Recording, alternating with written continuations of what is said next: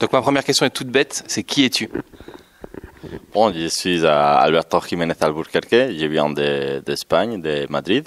J'habite là-bas, je suis grandi là-bas et j'ai commencé mon parcours sur la BD avec les éditions Paquette il y a 11 ans déjà.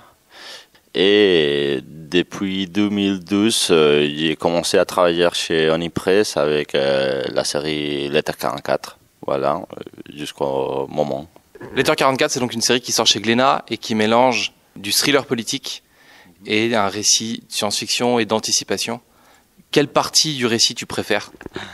C'est la question de 2 millions. Ouais. Mais bon, pour moi, c'est plus amusant, toujours dessiner la sci-fi. C'est un peu plus... c'est pas les quotidiens, on va dire. Et ça me permet de jouer avec les personnages un peu plus. La gravité zéro, c'est toujours très sympa à dessiner. Et les défis de design, de nouveaux trucs, des vaisseaux spatials, des aliens, tout ça, c'est toujours... c'est difficile, mais en même temps, c'est très, très amusant. Ce qui fait un peu le sel et l'intérêt des designs que vous proposez dans la partie spatiale de Letter 44, c'est que il n'y a pas les extraterrestres qu'on imagine dans la SF sont souvent assez humanoïdes et ils ont une forme proche des nôtres, alors que les vôtres, pas du tout. Comment est-ce que vous arrivez à une décision d'inventer quelque chose de si différent de... Charles, le scénariste, Charles Soule, il avait de début l'idée de faire des aliens complètement étranges, pas humanoïdes. Il voulait pas avoir des aliens avec qui sont comme des humains, mais avec 4 bras, ou 3 jambes, ou 6 yeux. Non, il voulait faire un truc complètement différent. Et il avait en tête l'idée des fractales. Et il m'a envoyé quelques références. Moi, j'ai fait mon recherche. Et avec ça, on est arrivé à un design surtout au début, les petits aliens qui sont assez carrés, très anguleux. Et que, je crois, on n'avait pas vu encore dans les sci-fi, parce que normalement, c'est toujours plus animaux, humanoïdes. Donc, on voulait rester complètement dehors de ces façons de faire. Et c'est un peu ça qu'on est arrivé là. Est-ce que tu as beaucoup de liberté dans la création de l'univers spatial, ou est-ce que Charles a beaucoup d'idées et donc il te pilote à distance? Bon, Charles, il a les choses assez claires et il veut rester toujours sur la science-fiction, mais réelle, on va dire, tu vois, pas la science-fiction Star Wars, Star Trek, quelque chose qui pourrait exister d'ici à 15, 20 ans, 25 ans. Donc, on a sa limitation, on va dire, mais ça ne me limite pas à dessiner après les designs des vaisseaux spatials des aliens, tout ça. Avec ça, j'ai eu un peu plus de liberté, on va dire.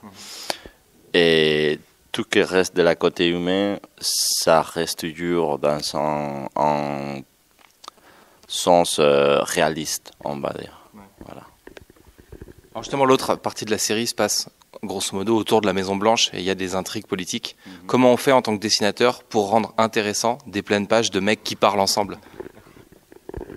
Je sais pas. Ouais, c'est difficile. Hein. Ouais, la série Letter 44, ça propose un défi n'importe où. Tu vois, la partie science-fiction, c'est le défi de design, de faire quelques trucs qu'on n'a pas vu encore. La partie politique, ça pose le défi pour moi comme dessinateur de trouver exactement ça. Et une façon de faire pour que les lecteurs ne soient pas ennuyés en lisant tout ce qui se passe. Parce que ce sont des longues conversations, mais il y a beaucoup de choses qui passent. Et c'est très intéressant et il faut suivre. Si tu es perdu dans la conversation, il y a quelque chose que tu vas manquer pour la suite de l'histoire. Donc, maintenir l'attention du lecteur, c'est essentiel. Et c'est un défi, comment faire pour trouver les différents mouvements des caméras et tout ça, pour faire dynamique une conversation dans son bureau avec beaucoup de mecs qui parlent et que le lecteur soit pas complètement ennuyé avec ça. Ouais. C'est difficile, j'espère qu'il y arrive. Aujourd'hui, tu habites toujours à Madrid. Oui. Tu bosses pour Onipress, un éditeur américain, Oui. avec Charles Saul, qui habite aux États-Unis. Ouais. Comment tu as été recruté pour ce projet? C'est une histoire assez curieuse parce que bon, j'étais invité il y a quelques années déjà en Algérie pour un festival de BD là-bas. Et bon, là, j'ai fait la connaissance de quelques auteurs américains, dont Steve Lieber, c'est le dessinateur de Whiteout, Superior Foes of Spider-Man, etc. Et bon, on était potes presque de début. Et il m'a invité chez lui à Portland, où il travaille dans un studio avec beaucoup de dessinateurs, de personnes qui travaillent sur les comics. Et ça s'appelle Periscope Studio. Bon, je suis allé et on est allé à Seattle pour un festival, une comic convention qui s'appelle Emerald City. Et là-bas, bon, j'étais en train de finir une série chez Soleil, donc je voulais chercher du boulot. Et il m'a dit, écoute, tu peux y aller voir la petite maison d'édition Onipress, c'est tout petit, familier, mais prestigieux. Si tu peux dire, c'est moi qui t'envoie, et ils vont te traiter très bien. Et c'est ce que j'ai fait. Je suis allé à le stand de Onipress. Je me présenté là-bas, je viens de la partie de Steve Lieber et ils m'ont reçu très bien. Ils ont vu mon portfolio, ils ont aimé et c'est eux qui m'ont proposé les projets directement. Charles, il avait déjà proposé le projet à Oni, qui avait pris et ils étaient en train de chercher un dessinateur. Et c'est ça qu'on a fait la liaison comme ça. Comment ça marche au quotidien? Comment ça fonctionne d'être un dessinateur qui habite en Espagne et travailler avec un scénariste qui habite aux États-Unis? À quoi ressemblent vos journées? Au début, il y avait beaucoup de conversations sur Skype, email bien sûr, c'est assez facile, heureusement. Charles, il est très disponible, au contraire qu'on peut penser, parce qu'il fait beaucoup de séries, il travaille comme avocat encore. Mais il reste toujours attentif à la série. Et s'il y a une question, on se parle, on s'écrit tout le temps, on a de WhatsApp, blabla. Donc, mais normalement, bon, je reçois les scénarios. Chaque fois, je reçois 6 fascicules. Donc, c'est l'arc de l'histoire complète. Et voilà, c'est lancé. Je commence avec les storyboards, j'envoie tout pour la supervision de l'éditeur et de Charles. Et c'est ça qu'on fonctionne. Donc, presque tous les jours, on s'envoie un email, 12 emails avec les boulots du jour pour continuer à avancer. Et alors, qu'est-ce qu'on trouve dans un scénario de comics? Quelles sont les libertés que tu as, les indications? Est-ce qu'on t'indique la façon dont ça doit être cadré? Oui, le scénario de Charles, c'est un scénario technique. Donc, il a divisé la page en... Bon, toute l'histoire des fascicules, c'est divisé en pages. Donc, tous les 22 pages sont complètement séparées. Et dans ça, il fait chaque case, une petite description de ce qui se passe, et après le dialogue. C'est assez clair. Donc, il n'y a pas beaucoup de choses à douter. Mais quand même, il y a toujours des trucs qui, bon, moi, comme dessinateur, je peux dire, OK, je crois que ça fonctionne meilleur comme ça. Donc, je propose. Ça vous va si je fais quelques trucs comme ça, si j'ajoute une case, si j'enlève une, si je change le point de vue d'ici, blablabla. Donc, c'est un scénario strict, on va dire, parce que c'est technique.